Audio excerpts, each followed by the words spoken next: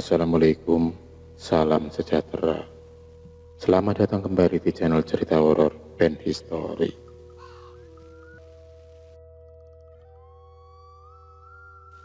Cerita ini aku alami saat menjadi ketua angkatan di jurusanku. Kami saat itu sedang membuat acara malam keakraban. Kami pun menginap bareng di sebuah rumah yang kami sewa. Tadinya hampir saja aku tidak bisa berangkat. Hujan turun dengan derasnya, sementara malam sudah tiba. Aku pun melirik jam tanganku.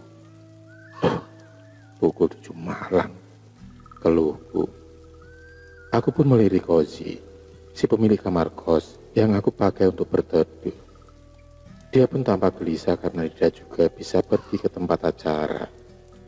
Bagaimanapun kami harus berangkat ke sana, apalagi aku adalah ketua angkatan. Apa jadinya kalau ketua angkatan tidak hadir di acara yang sengaja dibuat untuk kami, para panitia senior jurusan? Akhirnya dengan nekat kami menembus hujan dengan menggunakan motor. Bertiga, aku, Ozi, dan Iman. Pelindung kami hanya jaket tebal saja. Lagi pula jika kecepatannya cukup tinggi, kami akan sampai ke lokasi dalam 10 menit saja. Perjalanan menuju rumah tempat acara malam keakraban ternyata cukup mencekam. Kami melewati jalanan kecil yang di sebelah kiri kanannya adalah pohon jambu. Jujur, aku merasa sedikit takut. Aduh, aku ingin cepat sampai lokasi, keluhku dalam hati. Dan untunglah, tak lama kami pun menemukan rumah-rumah kembali. Berarti tempat tujuan kami tidak jauh lagi. Dan benar saja, akhirnya di sebelah kiri kami menemukan rumah dengan banyak motor terparkir. Untuk menegaskan di depannya berkibar bendera jurusanku. Dengan lega, aku pun memarkirkan motor dan masuk ke dalam. Kedua temanku pun masuk lebih dahulu. Tubuhku terasa basah kuyup.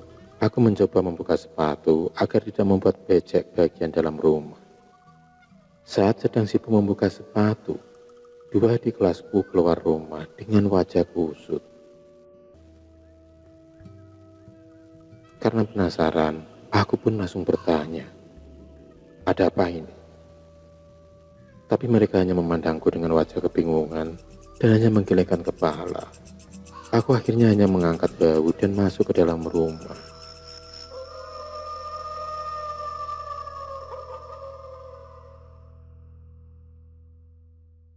Saat aku masuk ke dalam rumah itulah, aku mulai mengerti apa yang dua adik kelasku keluhkan. Rumah itu terasa pengap dan sesak, tapi sesaknya tidak biasa. Bukan seperti karena udara tipis. Aku merasakan juga sedih dan sakit. Hanya karena tampak tidak ada alasan jelas, aku tidak terlalu memikirkannya. Saat masuk aku melihat dua pintu setelah ruang tamu. Satu pintu tertutup dan satu pintu terbuka. Dari pintu tertutup itu aku mendengar suara tawa Faizal, teman sekelasku. Suara tawanya memang khas. Aku kemudian mendekati pintu itu dan mengetuknya. Siapa? Masuk aja. Dari dalam terdengar jawaban. Aku kemudian membuka pintu dan ruangan itu kosong. Di dalamnya tidak ada siapapun. Padahal tadi jelas sekali ada suara orang menjawab. Perasaanku sangat tidak enak kala itu. Akhirnya aku meninggalkan ruangan itu. Aku akhirnya berjalan ke ruang tengah, melewati pintu yang terbuka. Ternyata di dalamnya sudah banyak anak jurusanku yang hadir. Rupanya acara juga sudah dimulai. Karena mereka sedang menonton penampilan akustik. Aku pun segera menyelami sebagian dari orang-orang di sana dan meminta maaf karena datang terlambat.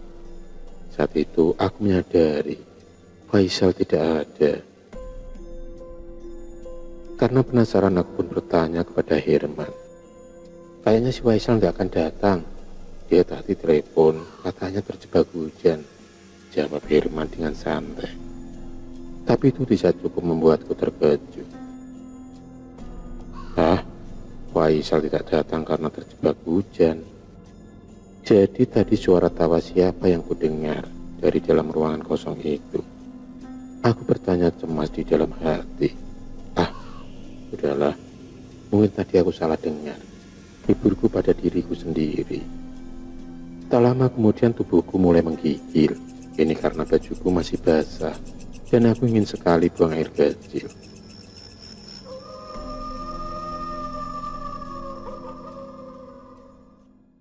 Aku kemudian memandang berkeliling dan mencari kamar mandi. Dan ternyata kamar mandi itu ada di ruangan sebelah. Akhirnya aku kemudian berjalan ke kamar sebelah dan masuk ke kamar mandi yang ada di dalamnya. Kamar mandi itu tampak normal, ukurannya tidak terlalu lebar tapi panjang. Di dalamnya ada bathtub, kloset dan shower. Air tanpa mengalir dari shower memenuhi bathtub. Selain itu, tidak ada lagi apa-apa lagi di sana. Tapi aku merasakan sesuatu yang berbeda. Bulu kuduku kini mulai merinding. Aku kemudian memutuskan untuk keluar dari kamar mandi itu. Dan saat aku membalikkan badan, mataku melihat sesuatu terbaring di dalam bathtub tersebut. Itu tampak sesosok makhluk yang terbalut kain putih lusuh. Aku pun kemudian memberanikan diri untuk melihat ke arah bathtub tersebut. Dan ternyata tidak ada apa-apa. Perasaan pun lega sekali. Namun, ini tidak mengurungkan niatku untuk buru-buru keluar dari kamar mandi dan kembali ke ruang tengah. Beberapa jam kemudian acara pun selesai dan aku sempat lupa dengan kejadian di kamar mandi tersebut. Anak-anak jurusanku sibuk dengan kegiatannya masing-masing. Aku sendiri lebih memilih mencari udara segar dan berjalan perlahan menuju ke kolam. Dari jauh, aku dapat melihat sebatang pohon yang ada di pinggir kolam tersebut. Entah kenapa seperti ada yang menarik rasa ingin tahuku. Pandanganku pun terus mengarah ke pohon tersebut. Astaga. Badanku mendadak kaku. Aku melihat sesosok putih. Badanku mulai bergetar.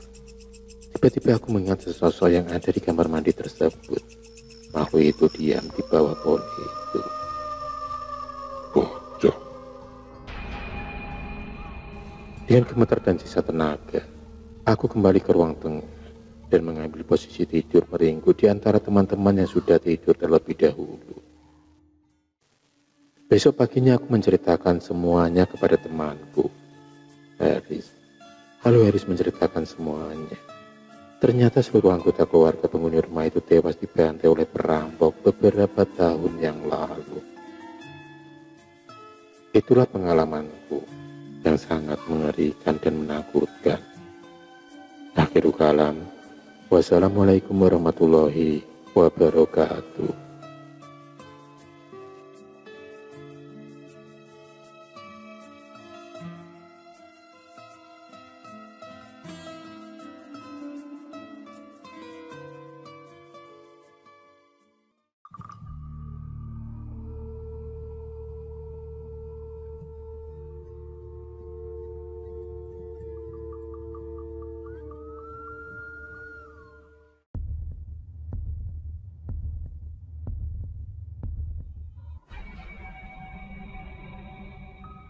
Terima kasih sudah menonton video cerita bergambar ini.